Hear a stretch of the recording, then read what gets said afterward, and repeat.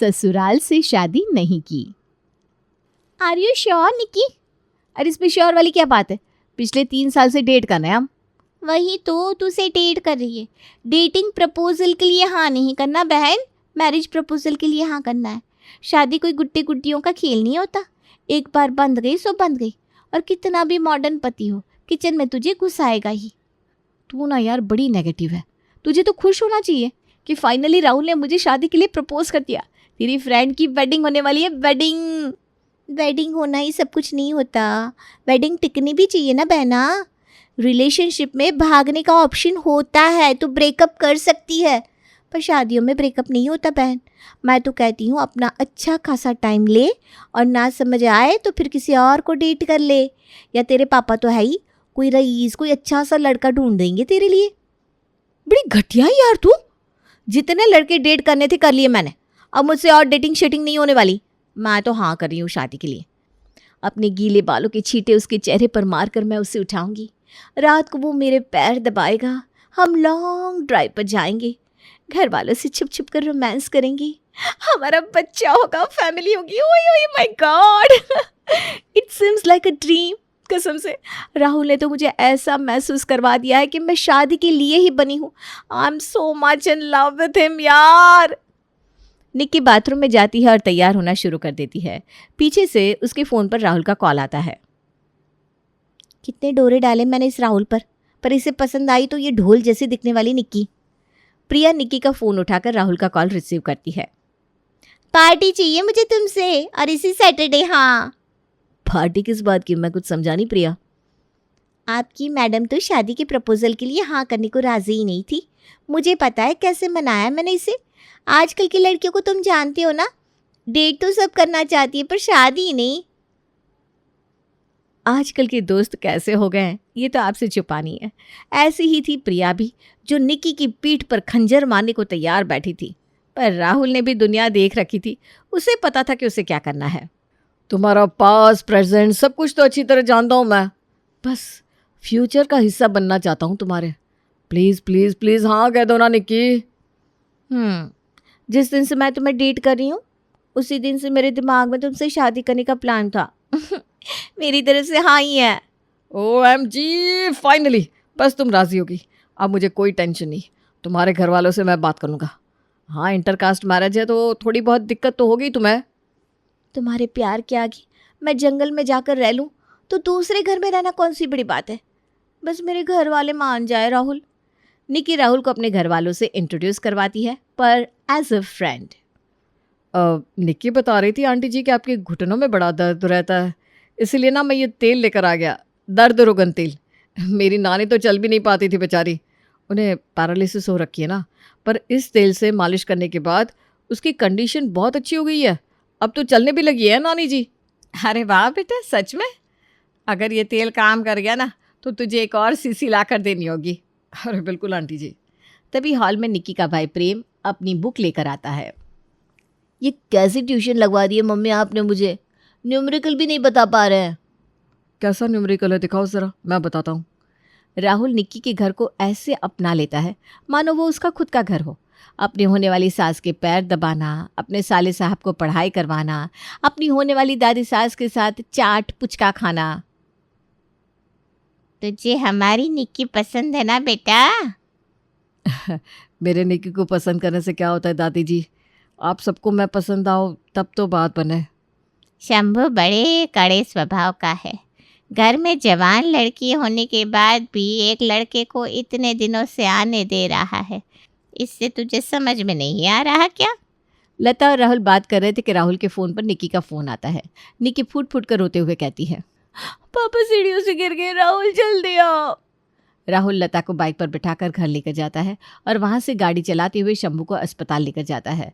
पूरी रात राहुल शंभू के पैरों पर ही बैठा रहता है। अगली सुबह, कितना ख्याल रखा है बेटा तूने मेरा खुद का बेटा भी मेरे लिए इतना नहीं करता। इतनी जिम्मेदारियों के साथ एक और जिम्मेदारी दूँ तो बुरा तो नहीं मानोगे ना? अरे अंकल जी आप बस आदेश कीजिए। मैं सोच रहा था कि तुम्हारे घर वालों से निक्की की बात चला दूँ। इतने दिन जो राहुल ने मेहनत की थी वो रंग ले आती है। निक्की और राहुल की शादी हो जाती है। कितनी प्यारी सी हैप्पी एंडिंग लग रही है ना? अरे ना ना, वो हैप्पी एंडिंग एक्चुअली में बिगिनिंग थी। बिगिनिंग बहुत सारे प्रॉब्लम्स की जो एक शादी अपने साथ लेकर आती है अपने ससुराल में। सुबह के 5 बजे उठकर निक्की मेडिटेशन के लिए बैठती है। ज़्यादा कुछ नहीं बदला, बस ये योगा मैट और कमरा बदल गया है। राहुल बेकार में ही टेंशन ले रहा था। कोई नहीं, निक्की अपने मेडिटेशन में लग जाओ। 30 मिनट मेडिटेशन और पूरे दिन का चार्जर अप। निक्की अपनी आंखें बंद करके मेडिटेशन करना शुरू करती है। 5 मिनट, 10 मिनट और जैसे ही 12 मिनट होते हैं बाहर से खटपट खटपट की आवाज़ें आनी शुरू होती है। कितनी भी चीज़ें ला कर दूँ मैं आपको, फिर भी आपको मेरा पर्सनल सामान ही लेना होता है। अरे कहाँ है मेरा गमछा भाई? आपको पता भी है कितनी मुश्किल से वो गमछा मिला था मुझे। 50 रुपये का था, पूरे 50 रुपये का। हाँ, मैंने उस गमछे का पोछा बना लिया है। दिमाग क्यों खराब कर रहा है? सुबह सुबह अभी तो दांत भी नहीं घसा मैंने। अरे क्यों लूँगी गमछा आपका? तभी अपने हाथों में डंबल्स लिए कमर में अपने पापा का नया टॉवेल बांधे रोहित छत से नीचे आता है। ये लीजिए, आपके सपूत ने कर दिया है उद्घाटन। 500,000 का टॉवेल लेकर आता है खुद के लिए। वो बाथ टब, क्या वो बाथ रब, वो भी तो है तेरे पास, वो सब पहन लेता। अरे बाप का 50 रुपये का गमछा भी बर्दाश्त नहीं हुआ इससे। माँ बाप तो बच्चे के लिए क्या क्या कर देते हैं, और आप इस 50 रुपये के गमछे के लिए रो रहे हैं? या पकड़िए 50 रुपये। माँ परी, कितना शोर कर रहे हैं आप सब। भाभी अपने कमरे में मेडिटेशन कर रही है पापा। अरे तो मुझे क्या पता था, मुझे लगा सोई हुई है। तभी अपने कमरे से बाहर आकर निक्की कहती है, इतनी आवाज़ में कौन ही नींद पूरी कर सकता है पापा जी। कोई बात नहीं, मैं बाद में मेडिटेशन कर लूँगी। उठ गई बेटा? चल अच्छा है कि तुझे सुबह सुबह उठने की आदत है। ये पकड़ नीम का दातुन, इससे दांत घस, दांत चमक उठेंगे तेरे। देख कैसे पीले पड़े हुए हैं। मैं माउथ वॉश यूज़ करती हूँ मम्मी जी। यही तो गलती है। मेरा रोहित भी पहले यही चीज़ इस्तेमाल करता था, जिस कारण बार बार उसके मुंह में ना छाले आ जाते थे। तब जाकर पता चला कि ये जो केमिकल वाले माउथ वॉश आते हैं वो दांतों को ख़राब करते हैं, इसीलिए तो हम दातुन करते हैं। राहुल भी ना। तभी पीछे से नीम के दातुन से अपने दांतों को घसता हुआ राहुल कमरे से बाहर आता है। हे भगवान, मैंने कभी ये सोचा ही नहीं था कि ये भी डिफरेंस निकल आएंगे। कुछ देर के बाद निक्की नहाने जाती है। ये क्या रोहित, तुम्हारे बाथरूम में गीजर नहीं है? और ये एशियन पेंट के डब्बे को बाल्टी बनाकर कौन रखता है? अरे ऐसी कोई बात नहीं की। वो क्या है ना, शादी में इतने गेस्ट आए हुए थे, किसी ने कुछ तोड़ दिया तो किसी ने कुछ। रोहित के बाथरूम की बाल्टी किसी बच्चे ने तोड़ दी तो वो मेरी बाल्टी उठाकर ले गया और यहाँ एशियन पेंट का डब्बा रख कर गया। सो फनी ना। और रही गीज़र की बात, तो वो कॉमन बाथरूम है ना जिसमें नेहा नहा रही है, मैं तो हीटर से पानी गर्म कर लेता हूँ। रुको, मैं कर देता हूँ पानी गर्म। निक्की किचन में काम करते हुए अपने ससुराल के पहले दिन का एक्सपीरियंस प्रिया से साझा कर रही थी। ओ माय गॉड यार, ये तो सभी जानते हैं तुम अपनी चीज़ों को लेकर कितनी पर्टिकुलर हो। पिंक कलर की बाल्टी, प्रिंट वाले मग, और यहाँ तो एशियन पेंट का डब्बा मिल रहा है और गीज़र भी नहीं है। My God. और पेस्ट किसके घर पर नहीं होता यार, कसम से गलत फंस गई तू।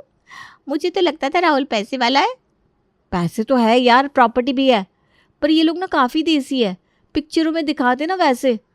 अच्छा ठीक है, सब्जी बन गई है, मैं खाना लगाती हूँ, फिर तुझसे बाद में बात करती हूँ। निक्की सभी को खाना परोसती है। अब खाना शुरू करती हूँ, because food gives us energy. देखो तुम दोनों कैसे तुम्हारी भाभी हाथ जोड़कर भगवान को याद कर रही है, उसके बाद खाना खाएगी। कितनी तहजीब है लड़की में। और एक तुम दोनों हो। मुझे मत बोलो मम्मी, मुझ में बहुत मैनर्स है। नालायक तो ये रोहित है। रोहित ये मेरी प्लेट में कैसे खा रही है मम्मी? आपको पता है ना, मैं ही अपनी प्लेट में खाना खाता हूँ। अरे बेटा, बहू ने बर्तन लगाया है, उसे पता नहीं होगा कौन किस बर्तन में खाता है। मैं चेंज कर देती हूँ भैया। निक्की अपने देवर और ननद की प्लेट एक्सचेंज कर देती है। धनिया की चटनी? धनिया की चटनी तो मैं नहीं खाती मम्मी। ये तो हादी हो गई, खाना बनाकर परोसो उसमें भी इतना ड्रामा। इनके नखरों के बीच में मैं निवाला नहीं खा पा रही हूँ, और खाते वक्त कौन करता है इतनी चपर चपर। कैसे गवारों के यहाँ आ गई हूँ मैं। खाना बहुत सादा बना दिया भाभी, हम तो बहुत मसालेदार खाना खाते हैं। एक दोपहर निक्की राहुल के साथ बाहर जाने की प्लानिंग कर रही थी। ये सही रहेगा, शादी के बाद राहुल के साथ टाइम स्पेंड करने का मौका ही नहीं मिल रहा। पता नहीं हमारे बीच का प्यार कहाँ चला गया है।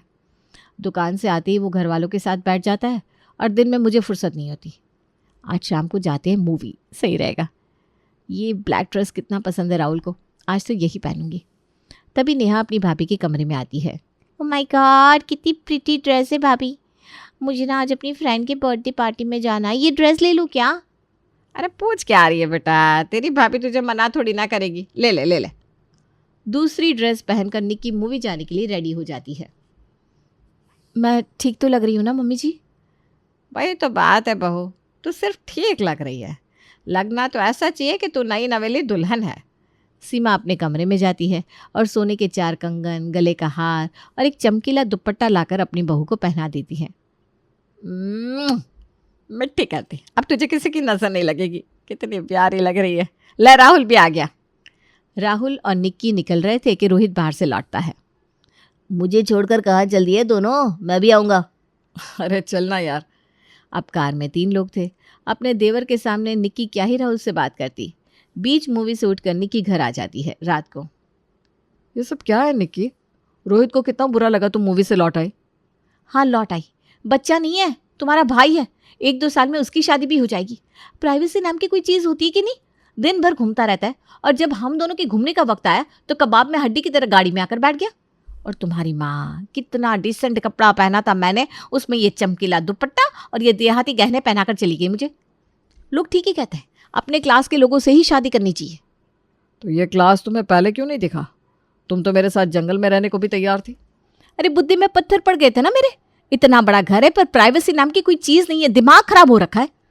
राहुल और निक्की की काफ़ी लंबी लड़ाई चलती है। सुबह राहुल बिना कुछ खाए दुकान निकल जाता है। कल रात को मैंने राहुल को कुछ ज़्यादा ही कह दिया।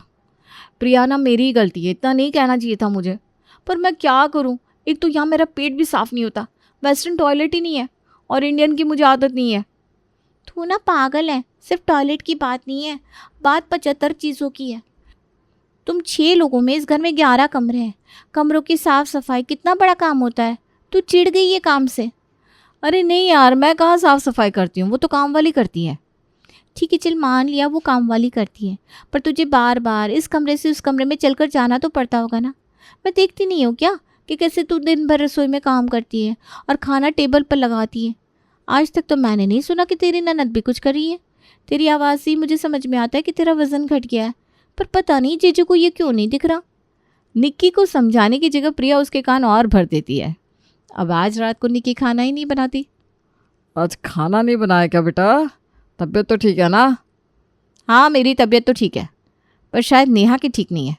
बाथरूम हो या मेरी चीज़ें, सब कुछ पहले चाहिए नेहा को, पर काम तुमसे नहीं होता। क्यों नेहा? इसीलिए ना लड़कियां लड़के का घर परिवार देखकर शादी करती है। मेरी गलती हो गई जो मैंने परिवार वाले लड़के के साथ रहने की सोच ली। ननद है जिससे शादी करनी नहीं, और देवर की तो मटर गश्ती ख़त्म नहीं होती। पापा मेरे इंजीनियर है और मम्मी टीचर, पढ़े लिखे घर से हूँ मैं। इस तरह का हल्ला गुल्ला मेरे घर पर होता ना तो मैं बर्दाश्त नहीं करती। निक्की अपने ससुराल वालों पर अपना गुस्सा निकाले जा रही थी, तभी दरवाजे से राहुल अंदर आता है। ये क्या बदतमीजी है निक्की? क्या क्या बदतमीजी है? तुम्हें कोई फ़र्क पड़ता है क्या? दिन भर कुत्ते की तरह काम करती हूँ मैं यहाँ। अपने मायके में कभी ग्लास भी नहीं उठाया था मैंने। सिर्फ मैं ही एडजस्ट करूँ? तुम क्या एडजस्ट कर रहे हो? तुम्हारे घर वाले क्या एडजस्ट कर रहे हैं?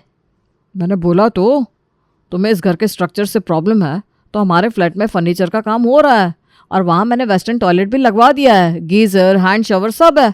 वहाँ का काम खत्म होगा तभी तो पूरे परिवार के साथ वहाँ जाएंगे ना बाबू। वही तो, पूरे परिवार के साथ ना, इसीलिए तो हमारा परिवार आगे नहीं बढ़ पा रहा है। और वो कभी बढ़ेगा भी नहीं, क्योंकि तुम सिर्फ मेरे पास मेरे घर वालों की चुगली करने आती हो। उसके अलावा 2 पल बैठे ही कब है हम जो हमारा परिवार आगे बढ़ेगा? एक मिनट, तुम मुझे हाय दे रहे हो? राहुल और निक्की के बीच इतनी बात बढ़ जाती है कि निक्की अपना सामान पैक करके अपने मायके जाकर बैठ जाती है। राहुल उसे कॉल करता रहता है पर वो फ़ोन ही नहीं उठाती। बिल्कुल ठीक कर रही हो निक्की, तुम चाहोगी भी तो भी उस घर में एडजस्ट नहीं कर पाओगी।